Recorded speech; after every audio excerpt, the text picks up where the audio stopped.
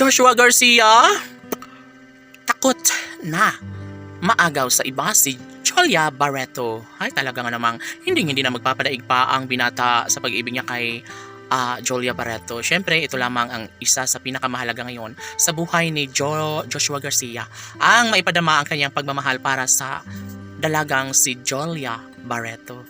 Hay, talaga nga namang sila lamang ang nararapat na magkatuluyan. Ayaw na mga fans ng Josh Lea Love Team na sila ay magkahiwalay. Akalain mo yon? Dapat lamang na kanilang ipagpatuloy ang kanilang pagmamahalan dahil sino ba naman si Joshua Garcia ang aayaw sa pagmamahal ng guwapong aktor na si Joshua Garcia na aayaw sa pag-ibig ni Jolia Barreto? Ay! Tama lamang na ipagpatuloy ni Jolia at Joshua ang kanilang relasyon dahil sa totoo lang sila umano ang deserve na magkatuluyan.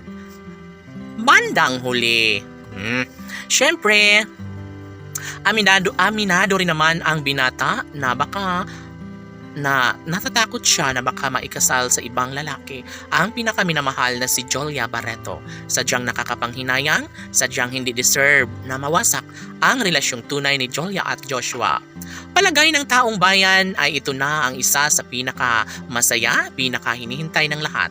Yun bang magkaroon sana ng malaking posibilidad na mangyayari ang isa sa pinangarap ng taong bayan. Isa lamang ang nais na maisakatuparan, yun ay ang magkaroon ng malaking posibilidad na mangyayari na magkaroon sila ng habang buhay na pagsasama ni Jolia at Joshua.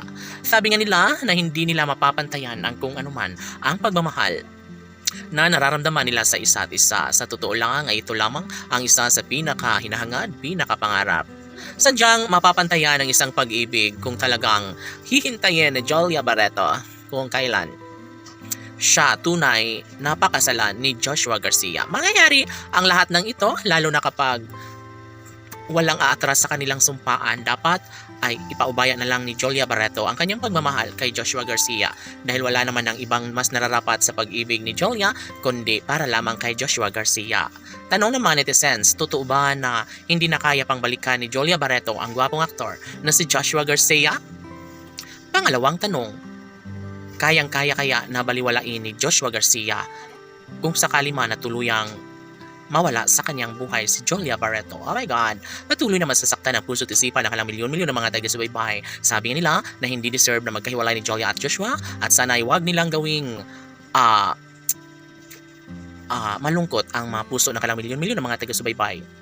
Sana nga ay patunayan na lang ni Joshua at Jolia na mahal nila ang isa't isa. Laban!